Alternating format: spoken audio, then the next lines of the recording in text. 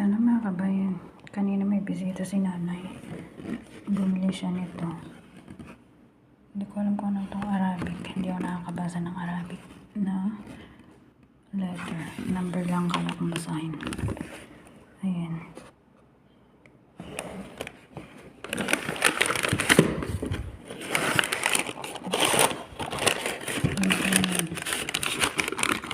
Sandwich yun. Tikman natin. Pwede mo.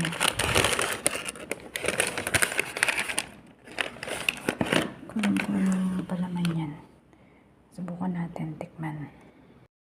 Dinner tayo mga kabayan is 6:30. Tikman natin yung sandwich.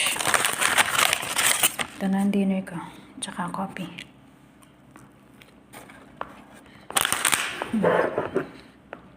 Coffee. Palaman ito. Palaman niya meat na with pandinis o parsley. Medyo maalat. Sakto lang.